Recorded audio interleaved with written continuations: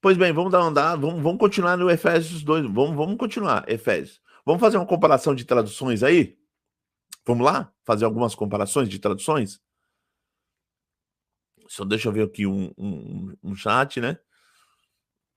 O pessoal tá me saudando. O irmão já mandou o Tito aqui.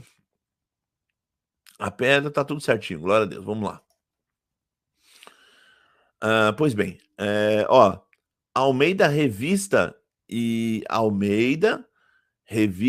Atualizada diz assim: porque pela graça sois salvos, mediante a fé. Isso não vem de vós, é dom de Deus. 0% de diferença. A NAA, a Nova Almeida Atualizada: porque pela graça vocês são salvos, mediante a fé. E isso não vem de vocês, é dom de Deus. Aí já temos um 16% de diferente. A NVI, que é a Nova Versão Internacional: pois vocês são salvos pela graça, por meio da fé. E isso não vem de vocês, é dom de Deus. Já temos 39% de diferente. Olha, por meio da fé, pois vocês não são salvos pela graça, por meio da fé.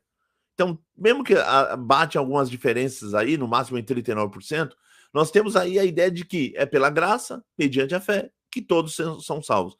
E isso não vem da gente, vem de Deus.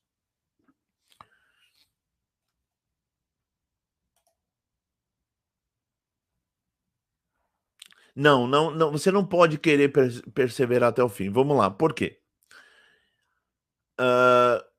Quem age em conversão... Boa pergunta, tá? O Lucas Gonçalves tá uma boa pergunta. Pergunta não é ruim, não. A pergunta é boa. A pergunta é boa, tá, gente? A pergunta não é ruim, não. Vamos lá. Mas eu posso querer não perseverar até o fim? Não, não pode. Por que não pode? Porque você é um cristão, você é um convertido. Deus começou uma boa obra em você. Quem vai terminar a boa obra em você é Deus. Se Deus vai começar uma boa obra em você, você não tem essa opção de não querer que Deus termine a boa obra em você. Se foi Deus que começou a boa obra em você, é Ele que vai terminar. Aí alguém pode falar assim: não, isso aí, professor, tem uma grande complicação. Vamos beber uma aguinha. Calma aí. Temos um problema. Eu sou livre para escolher. Igual lá na outra circular, alguém escreveu errado lá. Eu sou livre para escolher. Eu posso escolher o que eu quiser. Sou livre. Eu quero escolher não perseverar. Então, quando o teu livre... vamos supor que você é livre para escolher. O teu livre-arbítrio encontra com o livre-arbítrio de Deus. Qual o livre-arbítrio que ganha?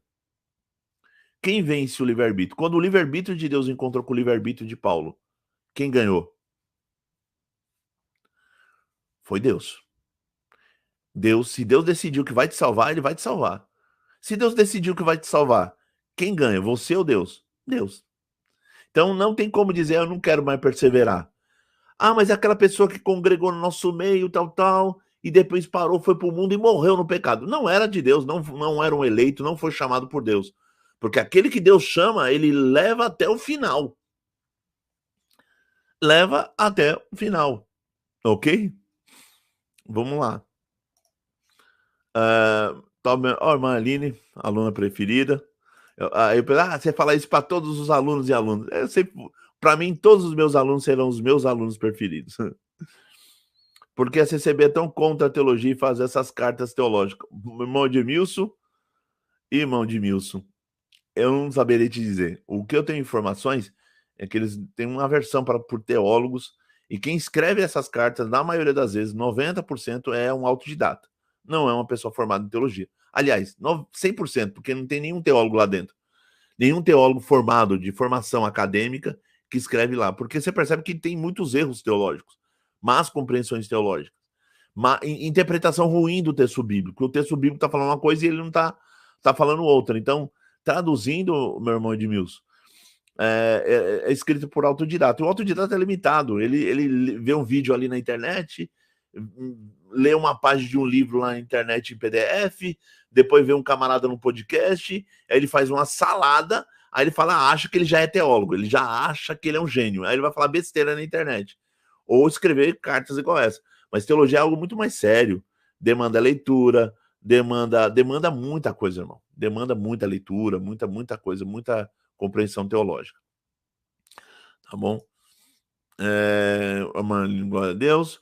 Bom, Lucas, a planta que o pai plantou, ninguém arranca.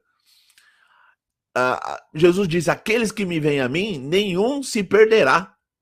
Aquele que vem a mim, jamais lançarei fora. E outra parte diz: a todos aqueles que me deste, nenhum se perdeu. Aqueles que tu me deste, nenhum se perdeu. Nenhum se perdeu. É isso. Eu não entendo, as pessoas, o texto bíblico está lá, mas a pessoa fica lutando com o texto bíblico. Mas tudo bem. Eu acho que o Deus determinou, não tem jeito. O que a gente escolhe, o caminho se vai ser mais fácil ou mais difícil, mas o resultado vai ser o mesmo. Olha, se Deus já determinou um caminho para você e ele já determinou igual o mundo, Deus já determinou o final de tudo. Deus já sabe o final de tudo. Deus é um ser eterno. Ele já sabe tudo. Para pensar uma coisa interessante assim, ô irmão Daniel. Não sei se você já refletiu. Se tudo Deus já fez, já planejou. Não, pode vir Rússia contra Israel, Israel contra Estados Unidos, ou Estados Unidos contra Israel, vir terrorista, fazer uma bagunça, terremoto, dia 8, escuridão, pode ser o que for. O que está determinado por Deus, está determinado por Deus, você não vai escapar. Porque João, no Apocalipse, ele viu vários acontecimentos que ainda vão acontecer. Vai acontecer para mim, mas João já viu já acontecendo. João viu já acontecendo algo que vai acontecer ainda para mim. Ou nem seja para mim, para o meu filho, ou o filho do meu filho. Você tá entendendo? Então, assim, é complicado. Eles poderiam contratar um bom teólogo pentecostal. Ah, meu irmão, eu não precisava nem pagar o salário para mim. Eu faria isso de graça. Eu já disse isso várias vezes. Eu faria de graça. Não precisava nem me pagar, tá? Só para eles respeitar a teologia, só para eles respeitar um acadêmico, um profissional, eu faria de graça. Não precisava nem me pagar, tá? Faria isso com o maior amor e carinho, de graça. Tá bom? Não cobraria um tostão deles. Só que, infelizmente, eu acho que isso não vai acontecer, não. Irmão, esse termo caiu da graça. Tá errado. Esse termo, irmão Lodicé, que ao longo da congregação foi falado, caiu da graça, era um termo equivocado, porque eles entendiam caiu da graça que ela parou de ir para a igreja. O camarada parou de ir para a igreja, não, ele caiu da graça, mas não é bíblico, né? E ninguém quer essa graça. Se você foi agraciado, nada nos separará do amor de Deus que está em Cristo Jesus, nosso Senhor. Tá bom? Isso que é importante. Olha o irmão William Guimarães, já fiz até uma live com o irmão. Saudações, os autodidatas podem ter mais de 100 Bíblias, ainda assim não creem em Jesus, é Deus, que a alma é imortal, não crê na Trindade. Deus abençoe, mano Kleber. Amém, é verdade. Vou dar um exemplo. O Carlos Einar, ele é um autodidata, ele tem trilhões de Bíblias lá na biblioteca dele. Alguém já viu lá? E ele tem trilhões de seguidores. Ele não crê que Jesus é Deus. Ele não crê que Deus é uma trindade. Ele é um herege. Só que ninguém tem coragem de falar. Eu tenho. Acho que o único cristão que tem coragem de falar sou eu. Ele não é nosso irmão, porque ele não crê em Jesus. Ele não é nosso irmão. A mão Carlos Renan não é nosso irmão. Ele não crê em Jesus. Ele não crê que Jesus é Deus. Ele não crê que Deus é uma trindade, que Deus é Pai, Filho e Espírito Santo. Algo que está revelado na Sagrada Escritura. Ele tem mais de 100 Bíblias de estudo, mas ele não sabe interpretar um texto bíblico que fala que Deus é uma trindade, que fala que Deus é Pai, Filho e Espírito Santo. Então fica muito difícil, meu irmão. Paz de Deus, vim aqui pelo Vander, Poliana Marinho. Amém, meu irmão, seja bem-vindo. Deus abençoe sua vida. Paz de Deus, meu irmão William, seu canal é top, gostaria de conhecer o irmão. Glória a Deus, ó, já confraternizando bons amigos. Então aqui, irmão, voltando, nós falamos aqui as Almeida Revista Atualizada, NAA, NVI. Vamos dar andamento a uma coisa interessante aqui. Eu nem sei se eu vou conseguir ler, mas vamos lá. Vamos lá. Deixa eu ver se eu consigo ler aqui. Só mais um momento que o meu computador aqui. Vamos lá. Graça, o que é graça? Vamos primeiro definir o que é graça. O imerecido amor de Deus, isso aqui é o Justo Gonzalez escrevendo, tá? O dicionário de teologia do Justo Gonzalez. As pessoas não gostam. Vamos definição de graça. O imerecido amor de Deus pelo qual perdoa, transforma o pecado. Bem podia ser dito que as boas novas do evangelho não são outras que a mensagem da graça de Deus.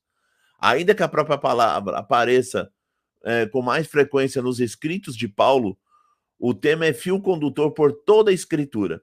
O primeiro grande debate sobre a graça aconteceu no século V entre Agostinho e Pelágio. Lembra que eu falei no vídeo de ontem que eu postei sobre o pelagianismo? Que a pessoa que escreveu a Circular tentou ser arminiano e ele foi pelagiano. Nessa carta aqui ele também. Ele está tentando ser arminiano, mas está sendo pelagiano. Agostinho e Pelágio, pelagianismo. O último era um monge britânico. Pelágio quem era? Era um monge britânico que se escandalizou ao encontrar nas Confissões de Agostinho, que é o livro de Agostinho, né? Confissões de Agostinho, a petição a Deus, abre aspas, dê o que mandes e mandes o que desejas. Ao ler essas palavras, Pelágio viu nelas uma espécie de quietismo, ou seja, é um movimento religioso, depois eu falo isso numa outra live, que não podia nada do crente, mas só aguardar a graça de Deus. O Pelágio ficou inquestionável. Quer dizer, eu só tenho que aguardar a graça de Deus, eu não posso fazer nada? Essa arrogância, gente, de querer fazer alguma coisa para Deus, para receber algo de Deus, isso é pelagianismo. Isso é uma heresia de Pelágio. Aí diz assim, que não podia nada de crente, mas só aguardar a graça de Deus, conforme foi aprendendo mais sobre o ensinamento de Agostinho. Só um momento. De Agostinho, chegou a temer que destruísse o sentido, responsabilidade e o desejo de uma vida justa dos pecadores. Portanto, Pelágio insistia em que todos os seres humanos, mesmo depois da queda, não haviam perdido a liberdade para evitar o pecado. Lembra no início da circular de ontem que eu li? A pessoa acha que é livre para escolher. Só que isso é uma doutrina de Pelágio. Mas não é o irmão Kleber que estava. É o Justo Gonzalo, um dos maiores historiadores cristãos, tá? Justo Gonzalo, se eu não me engano, está vivo. Perdida a liberdade para evitar o pecado. Insistia em que todos os seres humanos, mesmo depois da queda do pecado original, não haviam perdido a liberdade para evitar o pecado. Aí o latim, posso não pecare, que é o chamado livre-arbítrio. Se eu quiser, eu não posso pecar. Se eu quiser, eu não peco. Tem gente que acha isso, né? Se eu quiser, eu não peco. Mas isso não é o que o texto bíblico diz, que é o famoso livre-arbítrio, né? Os indivíduos pecam não por causa da queda, mas pela própria liberdade. Pelágio estava de acordo com Agostinho e com todo o restante da tradição cristã, em que para a salvação é necessária a graça. Mas o que Pelágio entendia por isso era uma graça original, ou graça de criação, que Deus deu a todos e que torna possível aos pecadores, por sua própria e livre vontade, arrepender-se. Lembra da circular? Que todos tinham o direito de aceitar Jesus ou rejeitá-lo? Isso é Pelágio. Pelágio acreditava nisso. Que Deus deu a todos e que torna possível aos pecadores, por sua própria e livre vontade, arrepender-se e buscar desfazer do mal que tem feito. Aqueles que seguem esse caminho, Deus dá a graça do perdão, mediante a qual são salvos. É o que estava na circular, onde lembra que eu falei que era pelagianismo? Agostinho discordava totalmente. Eu também discordo totalmente. Aliás, 2000 anos de cristianismo discorda totalmente de Pelágio e de quem concorda com Pelágio ou escreve alguma coisa que é pelagiano. Agostinho discordava totalmente. Estavam convencidos de que os pecadores são incapazes de tomar a decisão de aceitar a graça de Deus. A única liberdade que os pecadores têm ainda é a liberdade de pecar. Ou, como diria Agostinho, possam pecar. Para passar a condição de pecador não redimido para a próxima etapa, quando se restaura a liberdade para não pecar, posso não pecar, requer-se uma intervenção da graça divina. Ou seja, para você falar não posso, eu posso não pecar, para fazer isso você precisa da ajuda da graça. Sem o evangelho, sem a graça do Filho de Deus, você não consegue dizer posso não pecar. Requer-se uma intervenção da graça divina que não restaura a liberdade para não pecar. Não, graça divina que não é devida de modo algum à vontade ou decisão de pecador. O pecador que se converte não pode reclamar que eu tenho feito por causa de alguma virtude, ato por decisão especial que o torna merecedor da graça. A graça sempre é dada gratuitamente. Gratia gratis data. Dada a graça de graça. Dando graça de graça no latim. Gratia gratis data. Depois Agostinho diria que antes de crermos, a graça opera em nós para que creiamos e que uma vez que temos crido, a graça coopera conosco para que façamos boas obras. Daqui surge a distinção que logo se tornou comum entre a graça operante e a graça cooperante. A graça opera a salvação em nós, dando o dom da fé, e depois agora a graça cooperante, porque todas as coisas cooperam para o bem daqueles que amam a Deus.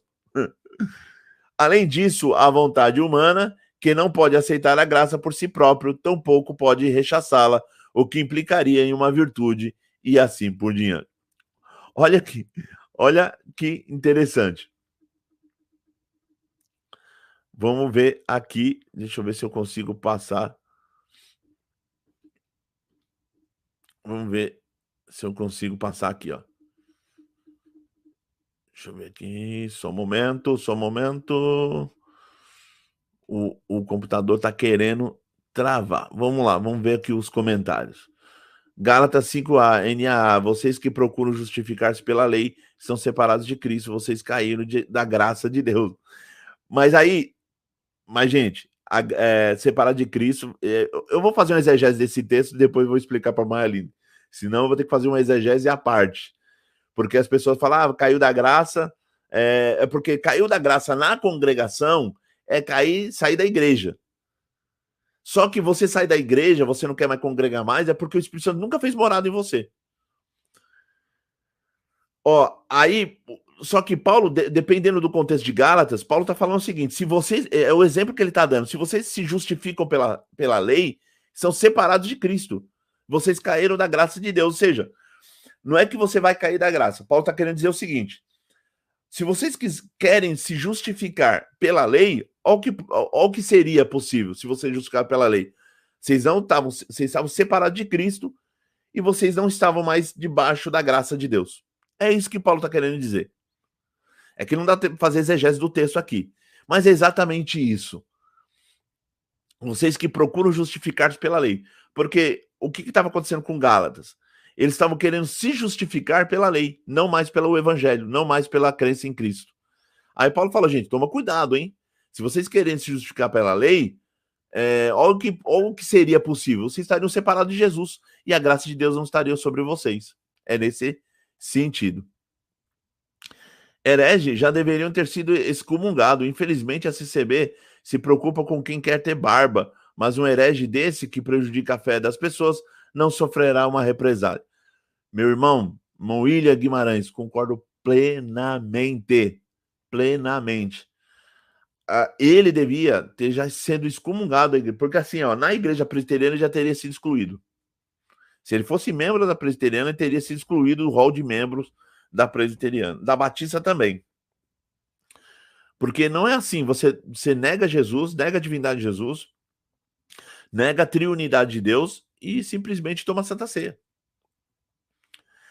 Tem um vídeo dele que ele está em cima do púlpito. Irmão, tem igreja que o irmão não quer dar liberdade para mim. Eu, que sou um crente mais conservador, mais ortodoxo aqui, sabe, que me mato para defender a fé cristã, o irmão não quer dar liberdade para mim. Eu vou no culto, o irmão não quer oferecer a palavra para mim, não dá liberdade para mim. E o Einar estava em cima do púlpito. Isso é um absurdo. E alguém foi lá e ainda gravou. E eu, quando prego a palavra, ninguém grava, ninguém tira foto. Parece que na congregação, tudo que é errado o povo gosta. E tudo que é certo o povo rejeita.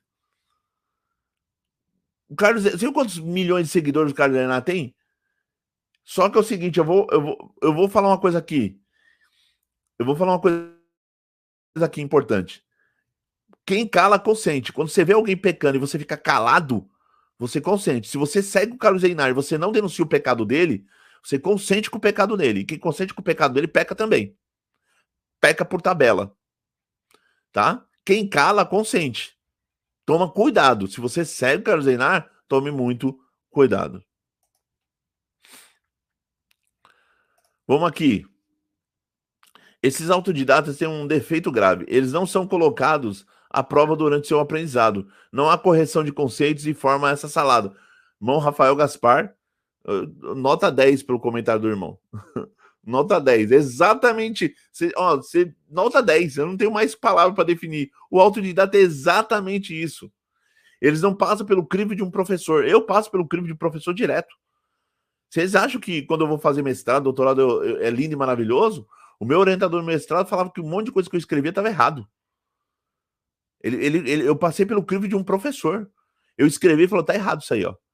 Ó, essa citação tá errado. Ó, o autor isso aí nunca disse aí, não. E eu tinha que corrigir. O autodidata não passa pelo filtro de um professor, de um crítico, de um teólogo, de um mestre, de um doutor. Agora já o professor mesmo de verdade passa. Eu passo direto. Tá bom? Mas, Rafael, que comentário perfeito. Já vi pregados pregar, a pré-existência da alma é essa do eu. Então, isso é uma mistura de neoplatônicos e platonismo, Plotino, Próclo. E aí aqui na live eu não vou poder falar tudo isso. Glória a Deus, eles consideraram o pecado da cintura para baixo. E sendo que o pecado gera na nossa mente, é pecado no pensamento também. Exatamente. Não existe pecadinho e pecadão, tudo é pecado, tá, gente?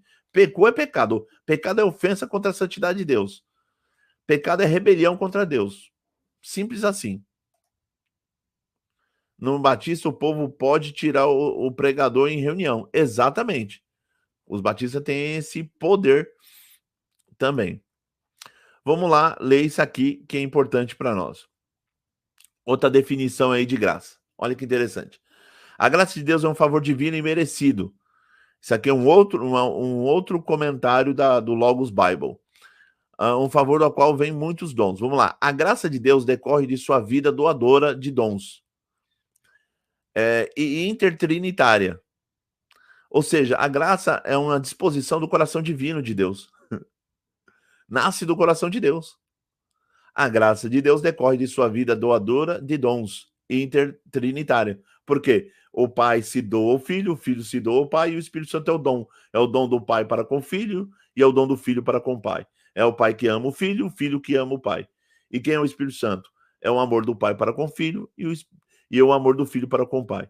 O Pai é aquele que eternamente ama, o Filho é o eternamente amado, e o Espírito Santo é o eternamente amor do Pai, do Filho, e do Filho do Pai. Parece a Dilma falando, mas não é a Dilma Rousseff. Mas é exatamente essa dialética de doação, de entrega e de saída de si para o outro. Então a graça nasce disso. Graça nasce do coração de Deus.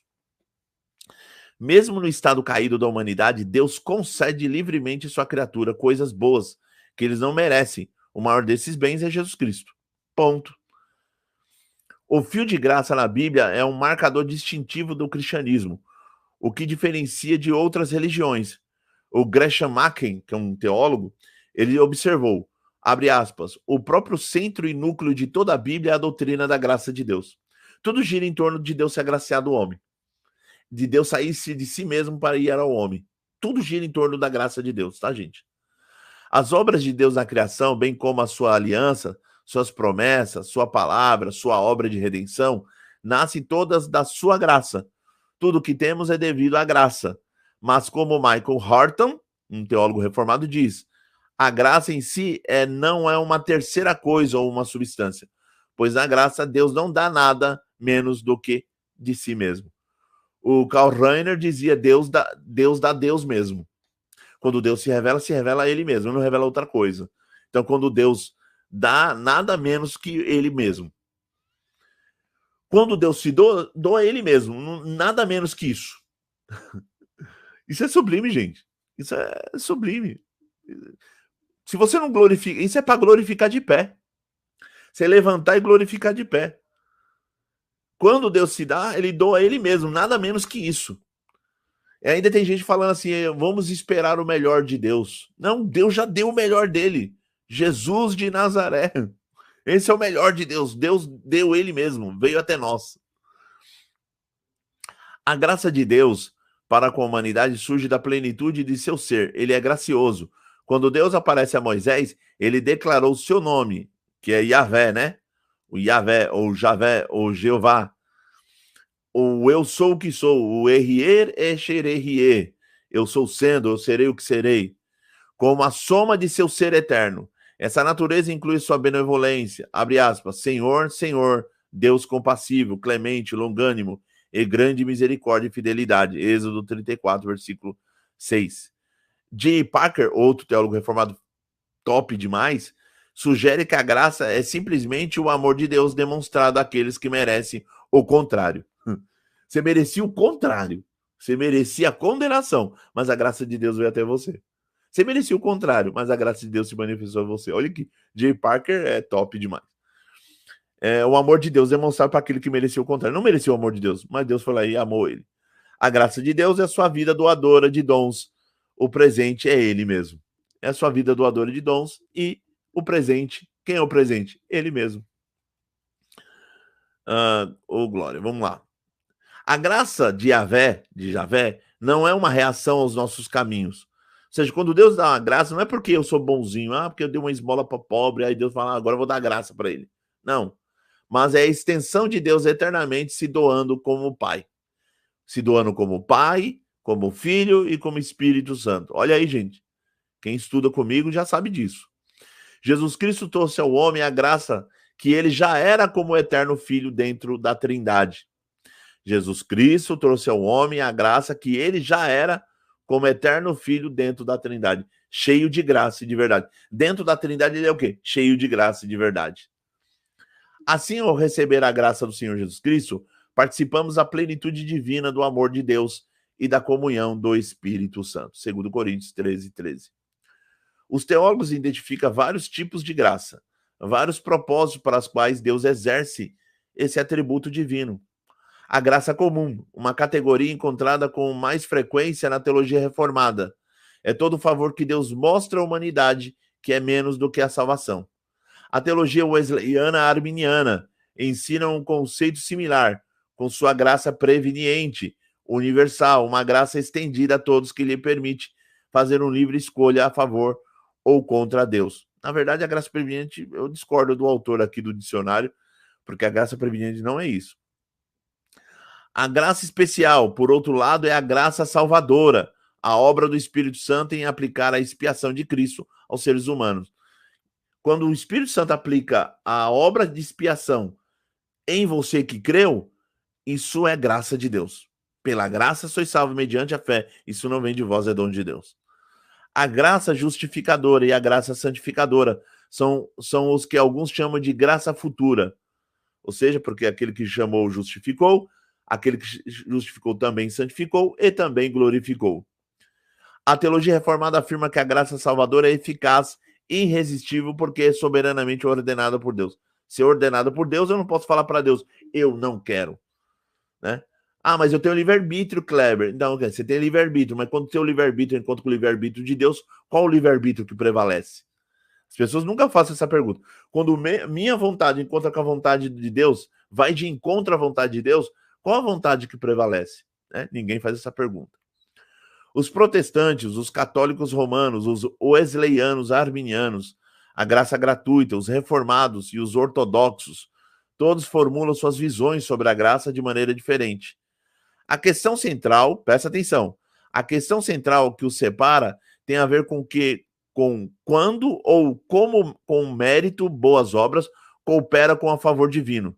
Na maioria das religiões não cristãs, a graça está ausente, senão a graça é vista como uma habilitação de Deus, como uma ajuda divina, que permite ao homem alcançar a salvação.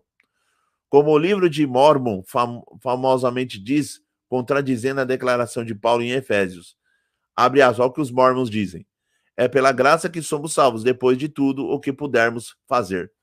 Os mormons, contrariando o que está lá em Efésios, os mormons vão falar isso. E por isso que a circular não pode cair nesse erro dos pelágios, dos pelagianos e até dos mormons.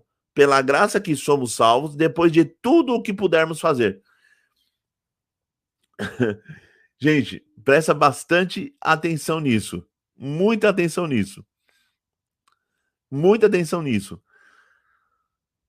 Tem gente que pensa igual os mormons, sem saber que é os mormons que pensam assim.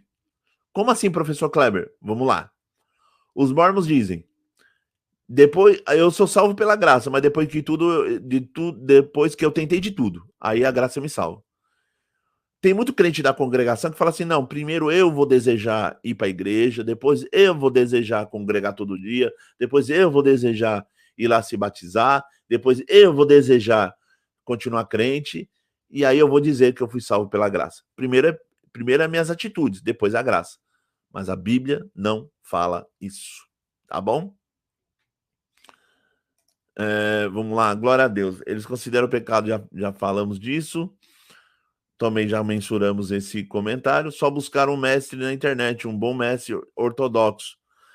Gente, irmão Lucas, para defender o pentecostalismo, eles não vão encontrar muitos. Um teólogo com expertise teológica, ou outros irmãos por aí que eu conheço, né? Tinha que ser da congregação, porque o povo da congregação não aceitaria outro irmão de fora. Então ele tinha que encontrar algum teólogo com bala na agulha. Por isso que eu falei que eu me ofereci para ajudar eles. Porque graças a Deus tenho bala na agulha. Eu estou terminando 3 pós-graduação que eu estou fazendo ao mesmo tempo. Entendeu? Estou terminando. E eu estou já me planejando para fazer o doutorado. Então é nesse sentido. Então tenho bala para ajudar eles e representar eles nas lives, nos podcasts, no YouTube e assim por diante. Ou nos cultos, para ensinar a igreja, para falar a igreja. Eu ajudaria eles com o maior prazer. Só que isso eu diria para vocês que dificilmente vai acontecer.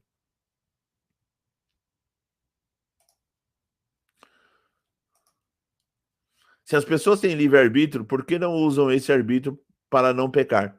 É exatamente no slide que nós, 2 slides atrás, que falamos, que o Pelágio dizia. O Pelágio dizia: eu posso não pecar, posso não pecar. Se eu quiser, eu não peco, porque eu sou livre.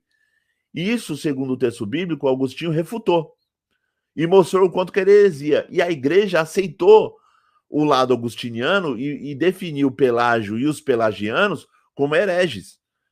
Por isso que a circular passada e essa circular está flertando com o pelagianismo. No momento que flerta com o pelagianismo, flerta com a heresia. E a gente não pode deixar isso acontecer. Tá bom? Livre-arbítrio tinha Adão antes da queda. Exatamente. Antes da queda, podemos dizer que eles eram livres para escolher. Depois da queda, não. Depois da queda, ele só tem uma opção: pecar. Ele só pode escolher pecar. O ser humano, entre o bem e o mal, ele vai escolher o mal. O pecador só vai escolher o mal. Nós estamos mortos em delitos e pecados. Nós estamos escravos pelos poderes das trevas. Jesus disse que o mundo jaz o maligno. Jaz quer dizer que está morto no maligno. Então, não sei de onde as pessoas tiram que o homem é tão livre assim. No vídeo passado, logo no começo do meu vídeo, eu expliquei bem melhor isso. Depois, só quem quiser dar uma olhada. Tá bom? Então, vamos lá. Então, toma cuidado, gente, para não ser mormons, tá? Toma muito cuidado em ser mormons. E porque eles condenam aqueles que pecam de adultério. Se é escrito que o pecado que não perdão é a apostasia e da blasfêmia. Qual a sua opinião sobre esse que foram batizados e pecou de adultério? Boa pergunta. Vamos lá, deixa eu beber a aguinha aqui para responder isso. Vamos lá.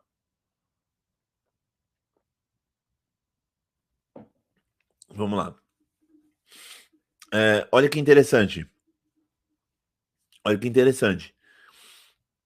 Todo pecado é pecado. Não existe pecadinho nem pecadão. Não existe pecadinho e pecadão. Isso aí é um mito que inventaram. Todo pecado é pecado. Não existe pecadinho e pecadão. Mas o pecado que não tem perdão, que a Bíblia mensura, mas um que está ali, que eu poderia dizer um pouco mais claro, e outros não está tão claro.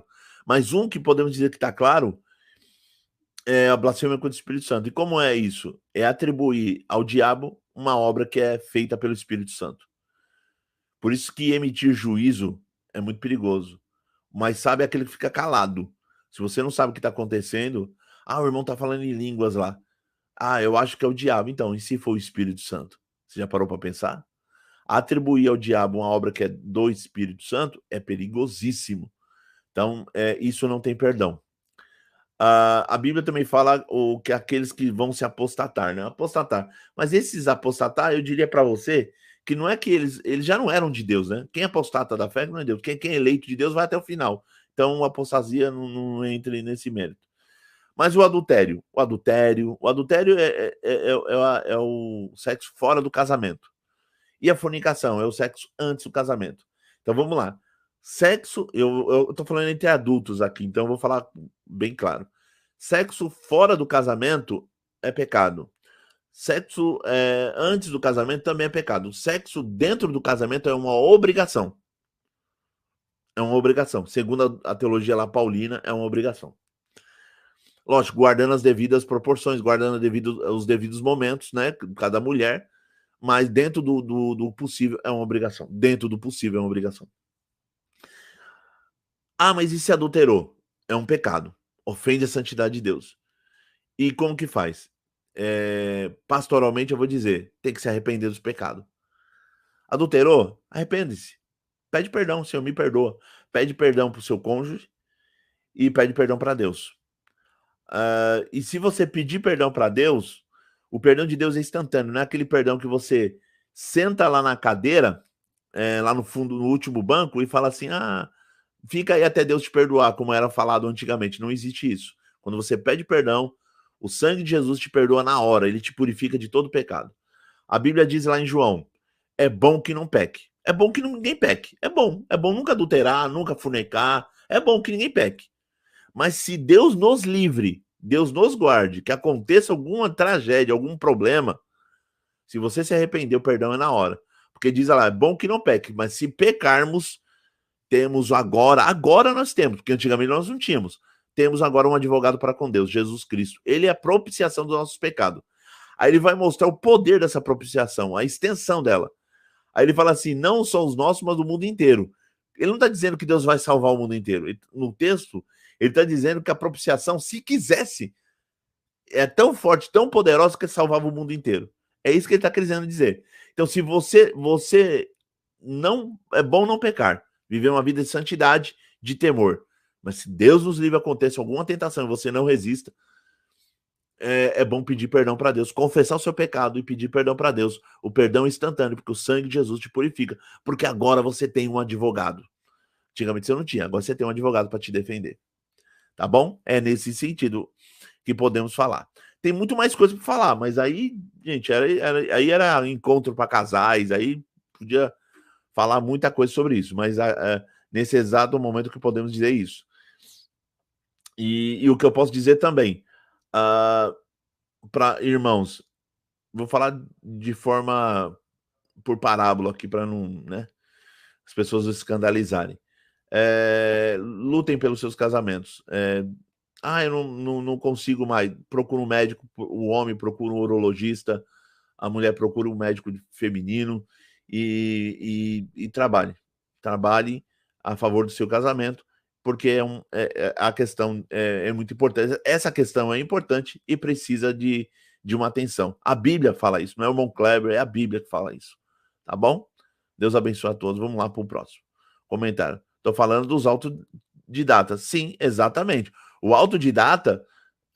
Entendi. O autodidata precisava procurar um teólogo na internet. Procura. O autodidata não me procura. Aliás, o autodidata, na maioria das vezes, quando me procura, irmão Lucas, é sempre para me xingar. Tenho vários autodidatas que me xingam. Esse dia um autodidata ele mandou um áudio por mão de ministério falando mal de mim. Falando que eu sou teólogo, que eu sou um perigo para a igreja e que eu era um herege, tal. Aí o irmão, sem querer, mandou o áudio para mim ouvir. Falei, tá vendo? Olha o que o autodidata faz. Só falar mal de mim pelas costas. Né? E foi o mesmo autodidata que escreveu lá na circular do ano passado, das 7 cartas, que escreveu que a questão da Bíblia ser palavra de Deus ou conter a palavra de Deus é um gerundismo. É a época do gerúndio. Gente, a Bíblia é a palavra de Deus, não é uma questão de língua portuguesa, é uma questão teológica. Eu falei isso no vídeo passado. É uma questão teológica, é uma questão que tem a ver com as definições teológicas, não definições de língua portuguesa. Mas ele falou que foi por causa do gerúndio. Não, gente, a Bíblia contém a palavra de Deus, é um equívoco. A Bíblia é a palavra de Deus. Tá bom? Existe tamanho de pecado? Não. Existe pecadinho, não existe pecadinho, pecadão. Ah, esse pecadinho pode. Esse aqui não pode. Não. Pecado ofende a santidade de Deus. Vamos supor, se eu ficar bravo com você agora no meu coração, falar o Polion Marinho, não gostei do comentário dele, eu tô pecando já. Já pequei. Se eu ficar bravo com o teu comentário, eu já pequei.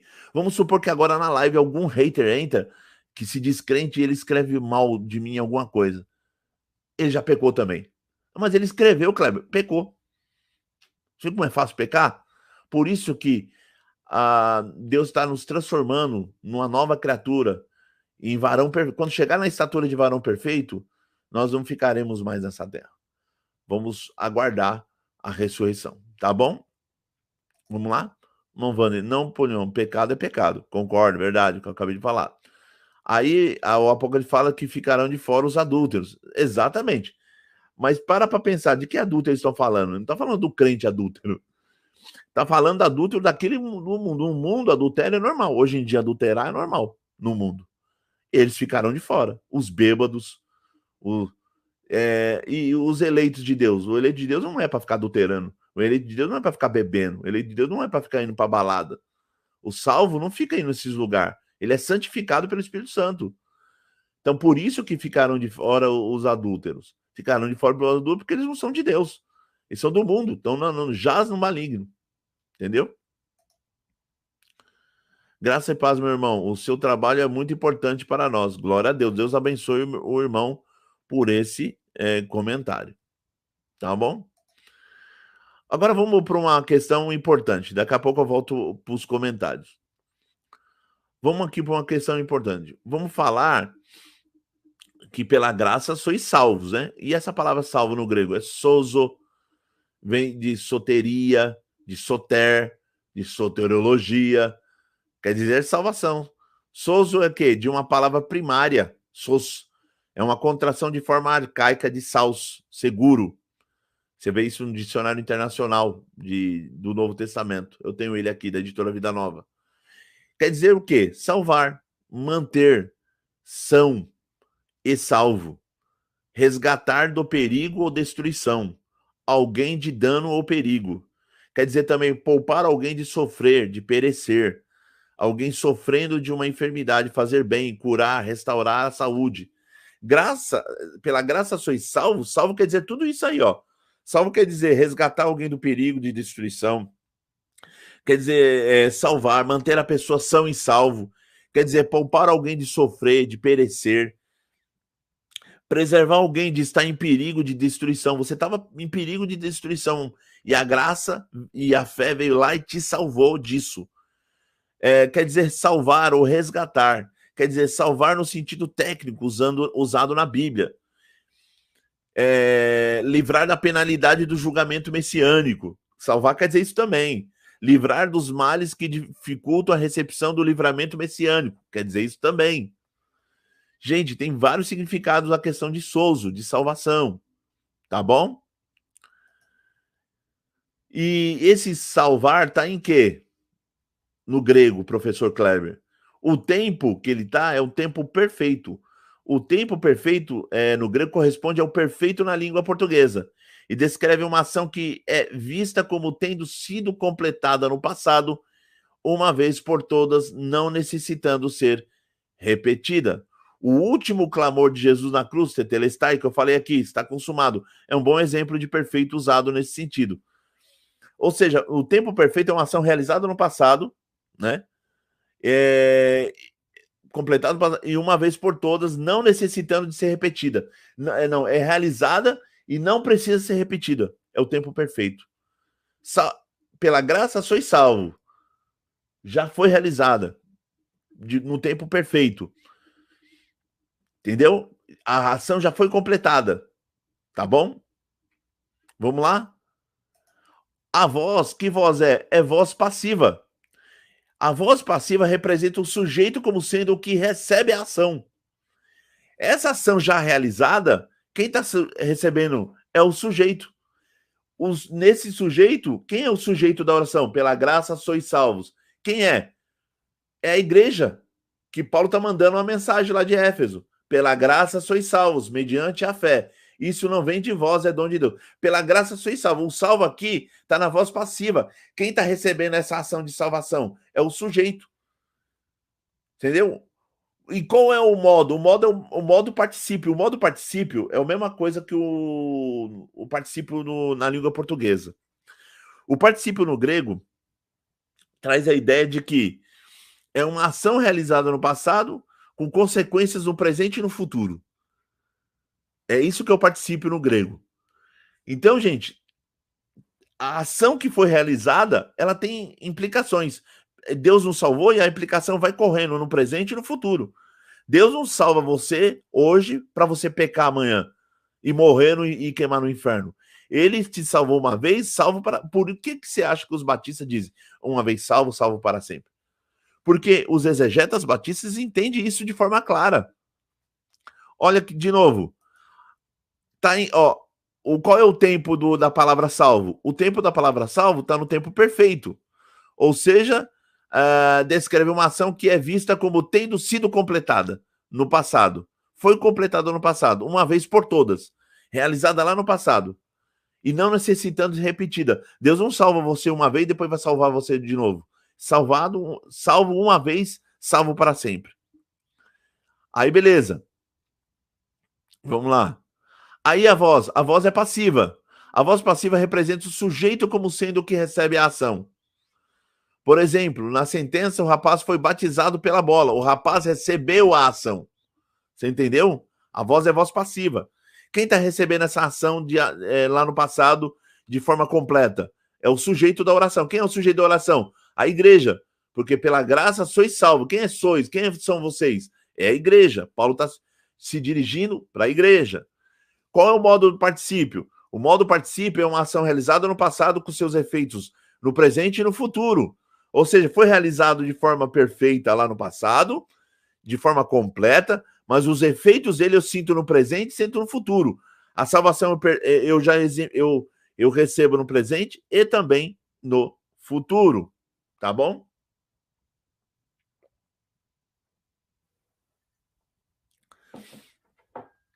Tá bom, vamos lá.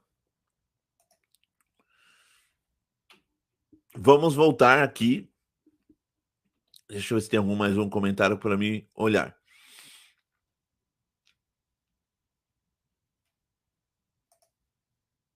Não, aqui. Deixa eu ver aqui.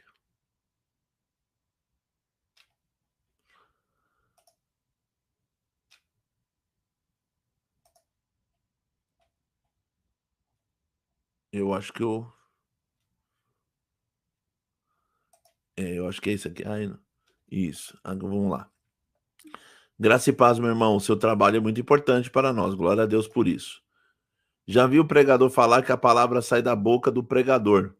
Nossa, totalmente equivocado. Infelizmente. Laodiceia. Deus abençoe pela explicação, meu irmão. Glória a Deus por isso. Marilene Dias. A paz de Deus, meu irmão Kleber. Amém, minha irmã. Deus abençoe a vida da irmã.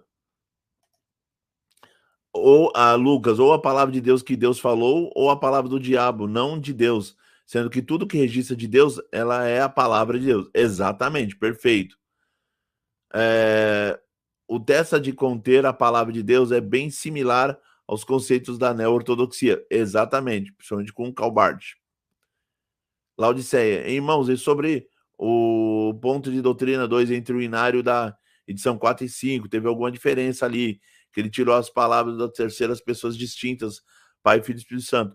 Eu vou falar disso quando eu falar da circular que fala da doutrina de Deus. Eu vou comentar sobre isso, tá bom? Pode deixar comigo. Já fiz aqui revisão. Vamos lá. Voltando para a circular. Calma aí. Vamos só um momento. Vamos lá aqui, só um momento. Eu preciso me familiarizar com essas coisas. Vamos lá. Olha lá, porque os que dantes conheceu, também Agora é a circular novamente, vamos lá. Nós já falamos tudo sobre lá Efésios, tá? Pela salvo. Tinha mais coisas para mensurar, mas aí tinha que fazer exegese ponto a ponto e não dá tempo, né, gente? Já são 1h40 de live.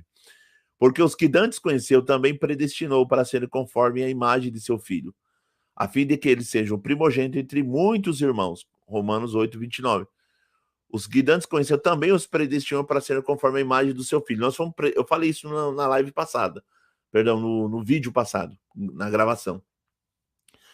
Essa parte de Romanos 8:29, capítulo 8, capítulo 9, capítulo 10 e 11, Paulo está falando de predestinação, de eleição. E aqui o texto foi jogado assim, de forma aleatória. Quem escreveu a circular, escreveu de forma errada. Jogou o texto nada com nada e jogou. Falou assim, ó, porque dantes conheceu, também os predestinou para serem conforme a imagem de seu filho. Nós fomos predestinados para ser conforme a imagem de seu filho, mas o próprio texto disse. E aí ele continua, aqueles que predestinou também justificou. Os que justificou, santificou. E os que santificou, glorificou. Tá, gente? Então o texto isolado é muito perigoso.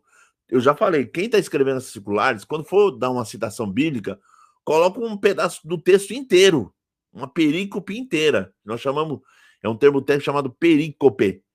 Então coloca a perícope inteira, não coloca metade, um versículo só, que a igreja não vai entender, o povo de Deus não vai entender. E o cooperador, o ancião que vai explicar, que também não é teólogo, vai explicar para a irmandade de forma errada, porque vai ler o texto fora do seu contexto, sem fazer exegese, sem olhar no grego, não vai conseguir fazer isso. Então esse aqui, porque dantes conheceu, também predestinou para ser conforme a imagem do seu filho, Paulo está falando sobre na eternidade. Na eternidade, como que Deus fez? Deus nos conheceu e nos predestinou para ser conforme a imagem do seu filho. Nós fomos predestinados para ser igual ao filho. Por quê? Porque ele nos amou no filho. Então, o Espírito Santo está criando a imagem do filho em nós, Jesus Cristo em nós.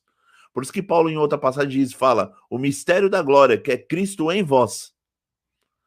Que é Cristo em vós, o mistério da glória. Esse é o mistério da glória, Cristo em nós. Por isso que agora, justificados agora, Deus não olha para nós como um pecador, senão a ira de Deus estaria sobre nós.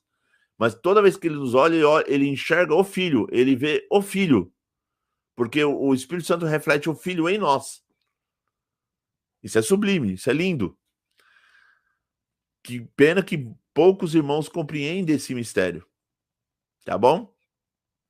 Mas a todos quanto receberam, deles o poder de serem feitos filhos de Deus aos que creem em seu nome. Aí pegou um texto de Romanos, aí jogou um João confuso do nada, né? E aqui nós não estamos falando de eleição, os que receberam deles o poder. João está falando que ele, assim, no princípio ele era o verbo estava com Deus e o verbo era Deus.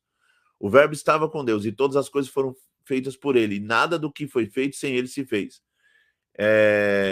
Ele era a luz dos homens e a luz brilha nas trevas. E as trevas não compreenderam. Veio para o que eram os seus e os seus não receberam. Mas todos os que receberam, foi-lhe dados o poder de serem chamados filhos de Deus. Porque a partir do momento que você creu em Cristo, você é filho de Deus por adoção. João está mensurando isso. Tem nada a ver com predestinação. O Senhor morreu por todos, tanto para os que hão de se salvar, quanto para os que hão de se perder. A pessoa querendo ser arminiana aqui. Vamos lá. A constituição desses dois grupos, salvos e perdidos, é consequência da aceitação ou negação ao chamado espiritual. Atenção. É totalmente errado isso aqui. Pelo amor de Deus, não caiam nessa falácia. Quem escreveu fez uma salada com isso aqui. Vamos lá. Deixa eu respirar, porque precisa ter muita paciência. Vamos lá. O Senhor morreu por todos, tanto para os que hão de salvar, para os que não hão de se perder. A constituição desses dois grupos, salvos e perdidos, é consequência da aceitação e negação do chamado espiritual. Totalmente errado. Todos estavam mortos nos seus delitos e pecados. Todos pecaram e destituídos estão da glória de Deus. Todos pecaram. Porque em Adão todos pecaram. A raça humana pecou, desobedeceu, se rebelou contra Deus. Então todos pecaram. Todos estavam mortos. E qual é a consequência do pecado? A raça humana, a sua desobediência. Ah, mas Kleber, e o adultério, a fornicação, a mentira, resultados do primeiro pecado, resultados da rebelião humana, resultados do pecado original. O pecado original vai gerar todos os outros pecados que você vê por aí no mundão. Tá bom? Mas a raça humana pecou em Adão. E quando ela peca, todo o pecado passa para toda a raça. Por isso que quem crê em Cristo é uma nova criatura, é uma nova raça. Ele participa da nova raça, da nova criatura em Cristo Jesus, da nova criação criadas em Cristo Jesus. Você está entendendo? Então, olha que interessante. O grupo de perdidos é resultado do pecado da raça humana. Não é um pecado, não é consequência da aceitação ou negação do chamado espiritual. Não tem nada a ver uma coisa com a outra. A pessoa já estava morta no pecado. E os salvos é resultado da graça divina. Não é resultado da negação ou da aceitação. É resultado da graça divina. Por quê? Pela graça sois salvos. Acabamos de falar no slide passado. Pela graça sois salvos, mediante a fé. Isso não vem de vós, é dom de Deus. Não vem das obras para que ninguém se glorie, porque somos feitura sua, criado em Cristo Jesus para as boas obras. É pela graça que somos salvos. O resultado da graça é a salvação nossa. Lembra que nós falamos que a palavra salvo lá em Efésios, ela está no perfeito, na voz passiva, no particípio no grego? Né? E lembra que nós acabamos de falar isso? Algo garantido. E o que é salvar? Garantir a salvação, tirar a pessoa da perdição, salvar alguém da destruição. Isso quer dizer salvar. E qual é a declinação que está esse verbo, salvo? Está no particípio, está no perfeito e também está na voz passiva. Voz passiva é o sujeito sofrendo a ação. Sofrendo qual ação? A ação da graça. E quem é o sujeito? A igreja. Os eleitos de Deus, os que são convertidos. E essa ação se dá onde? No passado, porque está no perfeito. É uma ação realizada no passado de forma perfeita. Ou seja, uma vez que Deus te salvou, ponto. Não vai ficar te salvando toda hora. Ele salvou uma vez, ponto. E os efeitos dele, está no particípio no grego. No particípio no grego é uma ação realizada no passado, com seus efeitos no presente e no futuro. Você sofre os efeitos da salvação, você tem até o dia de hoje. E quais são os seus efeitos mediante o evangelho que nos salva? Quais são os efeitos? Você congrega, você ama a Deus, você participa da ceia, você ama o próximo, você ama a Deus sobre todas as coisas, você honra a palavra, você foge da idolatria, foge da fornicação, foge da prostituição. É os efeitos da operação salvífica de Deus realizada em você, através da graça, mediante a fé no poder do Espírito Santo. Ó, dá até uma pregação. Tá bom? Então, aí a pessoa escreveu aqui, salvos e perdidos é consequência da aceitação ou negação. Totalmente errado, tá? Ao chamado espiritual. Não tem chamado espiritual. É a graça de Deus. Aí fala, exercido livre e individualmente por parte de cada ser humano. Ou seja, é pelagiano. Isso aqui é pelágio, gente. Tá errado isso aqui. E jamais resultante de uma suposta limitação da graça redentora de Cristo. Aqui ele tentou atacar o calvinismo, sem saber o que é calvinismo, e falou besteira. Ele tentou atacar o calvinismo e foi pelagiano. Toda vez que você for atacar o calvinismo, você vai tentar ser arminiano. Existe o perigo de você tentar ser arminiano e ser pelagiano. Esse é o perigo. E como que eu consigo ser um arminiano clássico, professor? Lendo a teologia arminiana, wesleyana, entendendo o conceito de graça preveniente, lendo as obras de Jacobo Armínio, aí você vai ser um bom arminiano, você não vai falar uma besteira dessa.